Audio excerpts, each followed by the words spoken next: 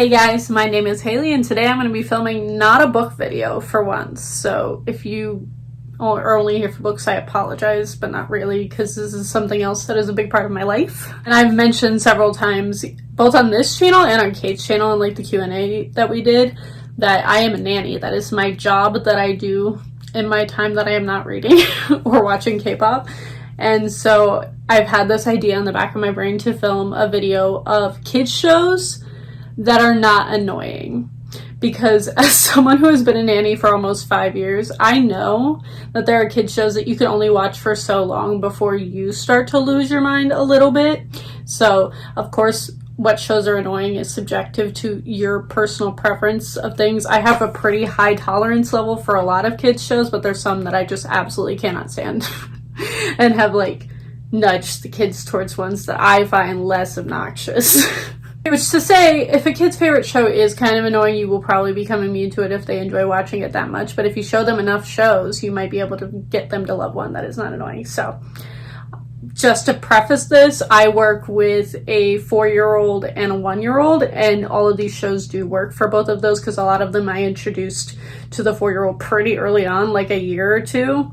And the 1-year-old has no preference on TV so far. So he does have preference on music, but not so much actual like TV shows, as long as it's something that's on the TV that's interesting. So that's the age group I'm working with. I think most of these, if not all of them, would work for older kids as well. But again, depends on the kid. I just know the 4-year-old very well and have been watching her since she was born. And I know what she can be interested in, like, and be entertained by. So these really aren't in any particular order. I will also say what streaming platform that each of the shows are on, because that is how I watch all of the shows and put them on at the house that I nanny, is all the streaming platforms. So you'll have multiple ways, whether you have all the platforms or if you only have specific streaming platforms, you can like verge towards those shows, if that makes sense. I have about 9 shows to talk about, and again, these are my preference of ones I don't find annoying. You might find some of them annoying, but let's get right on into it. So the first one I have is Doc McStuffins. This is one of the first kids shows that I found that I thought was adorable, and like nothing in it was super annoying. There's a couple songs that might get stuck in your head, but not nearly as bad as a lot of other shows. And the preface of the show is that it is a girl who is a doctor to her stuffed animals, hence the name Doc McStuffins. And the idea is essentially Toy Story, except that the girl wants to be a doctor. So the toys have to pretend to be stuffed animals if an adult walks in a room, or somebody who isn't supposed to know that the toys are real. That sort of idea. And I think this show does a really good job showing kids not to be afraid of the doctor or of hospitals and everything, which is definitely a fear that a lot of kids had because it's new. So I think this is adorable. I think it's appropriate for all ages. And I like the way this show handles a lot of subject matters and like making kids less scared of things a lot. And it's just very cute. Next up is one that has songs, so if you're very annoyed by songs, I apologize. But I find this less annoying than a lot of the other ones. And I also think this is on the youngest end of the spectrum of shows that like 1 or 2-year-olds can enjoy, but also the 4-year-old does still really like. And that is Word Party. Oh, I forgot to say what Doc McStuffins is on. Doc McStuffins is on Hulu. I think it's also on Disney, but I could be wrong. We watch it on Hulu. And then the second one, lots of songs, is Word Party. This one I've been watching with the 4-year-old since she was like a year old when I found it. It's on Netflix. I don't know if it's anywhere else, but I've always watched it on Netflix. And when I first started watching this, it was relatively new when I introduced it to the kids, and it's really cute. It's just kind of like teaching kids to share. It's meant for like toddlers, so like 1 to 3-year-old especially. And the little 1-year-old also really loves this because it has a lot of songs. It teaches kids how to share. It teaches kids to be nice to each other. It teaches them how to eat healthy. And a new addition to it, which I just found out when I remembered that the show existed and that we should keep watching it, especially now that we need a show for both age ranges of the 1-year-old and the 4-year-old, is that the new season, they added a character of a little Chinese turtle, because they're all animals. It's like a kangaroo, an elephant, a cheetah, and there's another one that I'm blanking on. And then they added a new little turtle that is a smaller toddler than all of the other kids. And she speaks Mandarin and teaches the other kids Mandarin every once in a while. And when I saw that, I almost cried. It's the cutest thing I've ever seen. So we're also like teaching kids words and like phrases and ways to be nice to other kids, but also they are now teaching little bits and pieces of culture and like Mandarin words, and it's just teaching kids how to be nice to kids that aren't like them, and it's the cutest thing I've ever seen in my entire life, and I literally almost cried when I saw this new character. She is also learning English while these toddlers are still learning how to speak English, so it's adorable. Highly recommend this show. If you get really annoyed by like music or like jingles and songs and stuff, maybe might not be your favorite, but kids absolutely love it in my experience. Next up, I will mention a very popular one that I feel like everyone and their mother has heard of if you're around any children, and that is Daniel Tiger. Daniel Tiger is one of the cutest shows. It's based off of the idea of Mr. Rogers' Neighborhood, which was a show when I was a kid, and it's literally the same intro song. And the point of Daniel Tiger is another, like, especially for like kids, especially going into school, which the 4-year-old is about to go to preschool. So it's a good thing in teaching her how to do that because Daniel is preschool age. And he just learns a lot of things about the world. There's like a whole potty training episode. There's like little jingles, like grown-ups come back, and like little phrases of like fears that kids have and how to teach them how to handle them. And it's so cute. I will say this is the one with the catchiest songs, so if you don't want songs stuck in your head, be careful with this and don't watch more than like 1 or 2 episodes. Because even I will sing these phrases at the kids because they recognize them from hearing them over and over and over in an episode. It's a good way to like make a specific line or idea stick in a kid's brain with a really catchy little jingle. Also on this one, that melted my heart recently when I was watching an episode is they did a whole episode on COVID and explaining COVID to children. And my heart was not ready for it. It was the cutest little explanation of what the world being sick and how things aren't how like they normally are, and that's okay, and we'll get through it as a family. And my heart was so happy and so full watching that episode. And Daniel Tiger is on PBS, the PBS app, but only specific episodes. And then I believe it's also on Amazon Prime. Next up is a very popular one, and honestly might be my favorite one because I find it the least annoying non-cartoon episode of any kid show I've ever seen, and that is Blippi. I love Blippi. I think it's super educational. Out of all of these episodes or all of these shows, Blippi is the most educational, and he has the TV show on Hulu. I believe the same episodes are also on Prime. And then he has his own YouTube channel where he does longer form things of specific things. So like there's a whole hour-long episode of dinosaurs, and he has like hundreds of videos.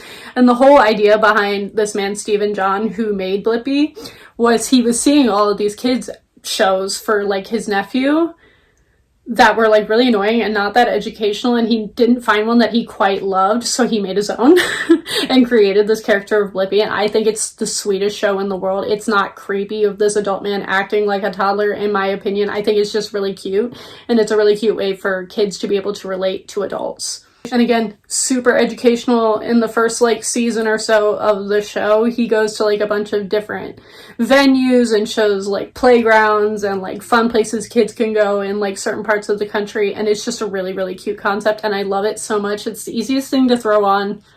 Also, I'm not gonna lie, the music in Blippi is kind of fantastic. He does certain songs every once in a while that are so catchy. I want to know who writes the music for his show because they're good songs.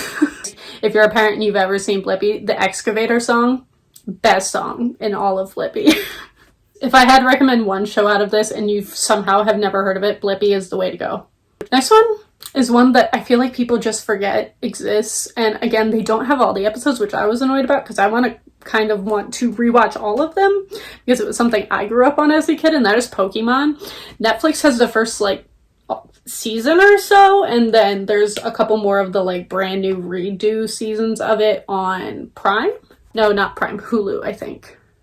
So yeah, there are episodes of Pokemon out there. The entire series unfortunately does not exist anywhere. So if you want a show that's not as cute and maybe for older kids, but something that young, like if you have like a 10-year-old and like a 5-year-old, I feel like Pokemon's a very good in between of those two ages, because the 4-year-old that I showed it to loved it way more than I expected her to. And the concept of Pokemon and like that having them as pets and like having little pocket monsters, she thought it was brilliant.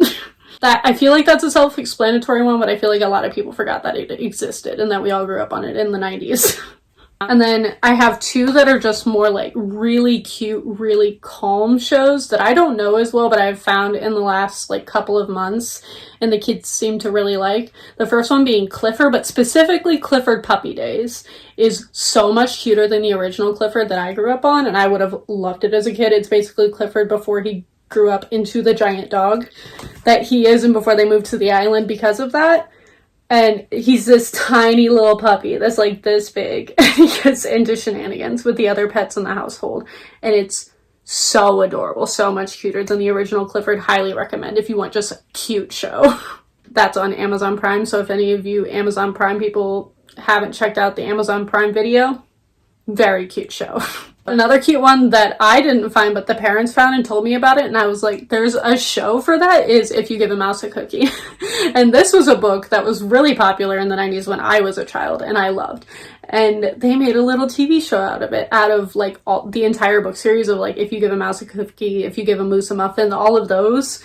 And all of those characters are in this little TV show. And I think it's adorable. It's a super cute, like really calming, relaxing show, in my opinion. It's not like meant to teach you things, really, but just like cute little adventures that the mouse goes on, and I love it. Highly recommend that as well. And then probably tied for my favorite like actual show as opposed to educational content like Blippi is Bluey. This is an Australian TV show which is on Disney Plus, picked it up, which I think is how I originally found it, and I believe it's also on Hulu. It's this adorable little family of a mom and dad. They're all dingoes, which if you don't know are wild dogs that live in Australia, and they're just like characters of like humans but are dogs. And it's just a mom and a dad and a little toddler named Bluey and a little baby named Bingo who grows up throughout the little series. And they're sisters and they're adorable, and their parents are so fantastic. They're so goofy. They play along with all the kids' shenanigans and just let the kids harass them, and it's so cute. There's a very specific episode of Bluey that I adore that is a space episode, and it's like they're dreaming at night, that Bingo and Bluey are having with their dreams of them out in space and like learning about the planets and all this really cool space atmosphere. Favorite episode, best episode of Bluey, hands down. But I adore this show. I'm glad that it got picked up by American like corporations, because I would have never seen it, obviously, because it's from Australia otherwise. And it's the cutest show in existence. And then last is probably my new favorite one to just throw on for the kids if I don't want to think about what we're going to watch that day, or watch while they're eating breakfast or something while they're still waking up. And that is Tumbleleaf. This is on Amazon Prime. I had never heard of it, but I clicked on it because I was like, the animation looks really, really cute. And I really like cool animations. I grew up on the stop motion, like, Christmas movies of, like, Year Without a Santa Claus and Rudolph the Red-Nosed Reindeer and all of those that are, like, claymation, stop motion.